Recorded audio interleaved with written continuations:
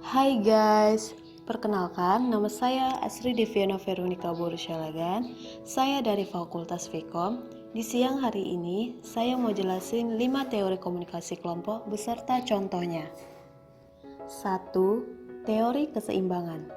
Sesuatu yang tidak seimbang akan menimbulkan ketidakselarasan dan ketegangan sehingga menimbulkan tekanan dalam hubungan.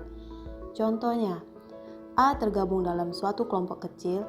A merasa bahwa ia merupakan bagian dari kelompok tersebut, sehingga ia berusaha mencari beberapa informasi dari anggota lainnya. Atau A juga berusaha membagikan informasi agar tercipta keseimbangan komunikasi dalam kelompok. 2.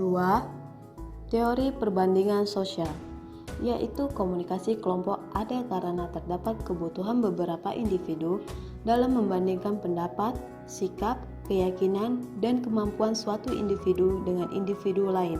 Contohnya, postur tubuh individu dapat diukur secara objektif, sedangkan sikap individu hanya dapat diukur secara subjektif atau pendapat. 3. Teori sosiometris. Teori ini berhubungan dengan daya tarik dan penolakan yang dirasakan pada suatu individu terhadap individu lain, dengan adanya implikasi perasaan dalam pembentukan dan struktur suatu kelompok. Contohnya, A dan B memiliki selera dan minat di bidang jurnalistik, sehingga C dan D dan lainnya memutuskan untuk membentuk kelompok jurnalistik. Juga sebaliknya, jika A dan B selera dan minatnya berbeda, maka mereka akan tidak saling setuju dalam membentuk suatu perkumpulan atau kelompok. 4. Teori pertukaran sosial.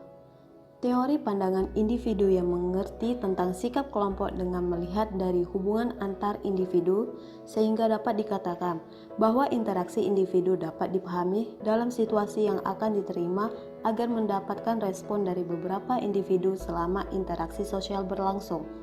Contohnya, dua individu akan terjalin hubungan yang baik ketika mereka merasa saling diuntungkan. Apabila salah satu dari mereka mendapat kerugian, akan terjadi disfungsi pertukaran komunikasi, sehingga mengganggu keefektifan pertukaran sosial. 5. Teori pemikiran kelompok. Teori ini adanya suatu pola pikir dalam kelompok yang bersifat kohesif atau saling terpadu. Hal ini disebabkan adanya suatu kelompok telah mengambil keputusan dalam kebijakan salah, maka akan mengakibatkan turunnya efisiensi mental setiap individu dalam kelompok, sehingga terjadi konflik dalam suatu kelompok karena berbeda pendapat.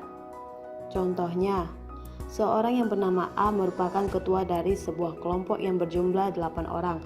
Kemudian ia membuat suatu keputusan hanya dengan 5 orang dari jumlah 8 orang. Dan 3 orang tersebut mau tidak mau harus setuju, namun tetap mengurangi efisiensi dari pekerjaan mereka. Terima kasih buat teman-teman yang sudah nonton. Jangan lupa like, subscribe, and share. Thanks for watching guys.